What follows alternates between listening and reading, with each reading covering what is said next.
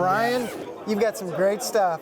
Show us what's in your bag. I do. This is the first year that there was an actual bag sitting right there on the way in, because sometimes I come in and I grab things and I'm not sure what to do with them all.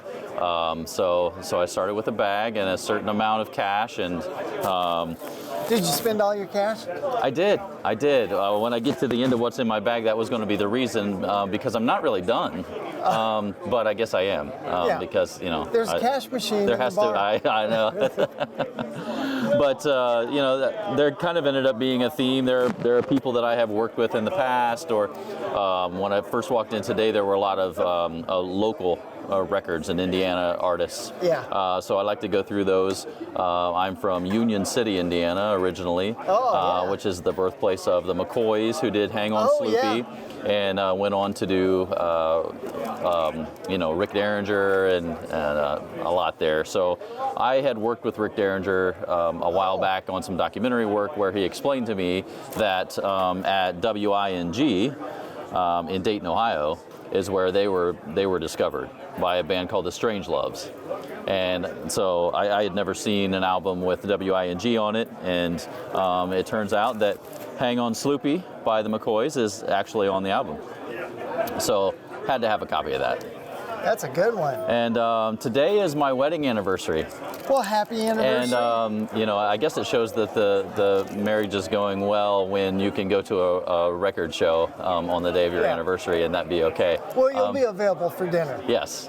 And my wife, Liz, who is from Pendleton, I found this album, which I have never seen. It is called Liz. It's signed by Liz Madison.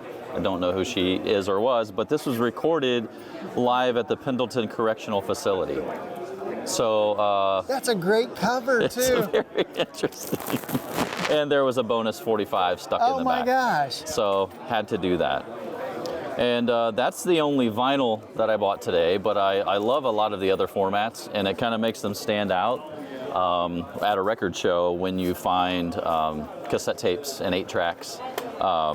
So I can be a shell. Yes, Fog Hat, another band that I got to do a little video work with some years ago. That's fun. So I like to pick up their stuff. This Pink Floyd I think is fairly rare, but it doesn't work. But that's fine. A lot of the 8-tracks that I buy, you know, I do play them some. Oh, do you? But it's fun to just have them, hold them, and then, you know, pull the song up or the album up and listen to it that way. So that was well worth the money on that one. Some cassette tapes. I have Leonard Skinner here. I have a Moody Blues. And another thing that I like about different formats is, you know, there's a standard tape case that we're all used to, but this one's old enough that it has like this, you know, slide out. Oh my gosh, I don't think I've ever seen that. Yeah, so. I even worked in a record store. I've never seen I know, I've only seen a that. couple of these.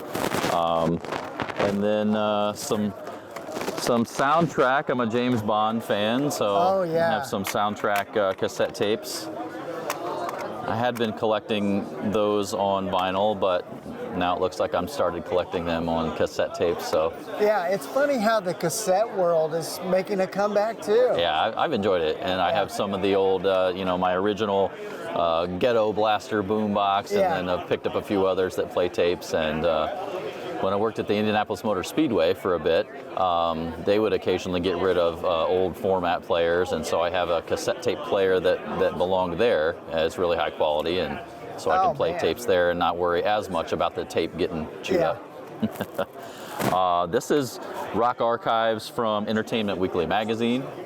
My first CD ever came from Entertainment Weekly because I bought a subscription and they said you can have all these songs on cassette tape or CD. Yeah. And I thought, well, I don't have a CD player, but I have to start somewhere, I guess. So, yeah. So I thought it was fun to find an Entertainment Weekly tape. And a handful of other cassette tapes. Oh gosh, and you went wild on the cassettes. I had to. And because they're so reasonable. And then the first purchase of the day, a crocus patch. That's awesome. Look at that. And I think I like patches because Stickers, you can kind of reproduce yourself fairly easily, but a patch, there's a lot of work in there. So yeah, there's a lot of work. For $3 to have a Crocus logo like that in a patch, that's no brainer. So that is cool. yeah, there's quite a bit here. Oh man, you made out like a bandit. Yeah. And now I just have to find out where at home I'm going to store them, in addition to all the other thousands of records and tapes and 8 tracks. It's a super fun sickness. It's a yeah. I call it a hobby, but sickness is probably a little more realistic. Awesome. Thanks for sharing what's in your bag, Brian. Yes. We're here with Chris, and he's going to show us what's in his bag. What's in your bag, Chris? Well, I got an unopened copy of Steve Miller Band, Fly Like an Eagle. That's a good find. Classic. I've got Indiana's very own Roadmaster. You can't go wrong with Roadmaster. You cannot go wrong. Great band, killer. $5. $5. $5. Oh man. And here's a really special back in the day, one. little Cool Mo D doing the Wild Wild West. That was a song back when I DJ'd. It was a hot one. It and brings back some memories. I just love his outfit on this here too. Yeah. The brown leather, and what a great collection, man. Well, hey, thanks for sharing with us what you got in your bag. Thanks for letting me share. Appreciate your time. Awesome.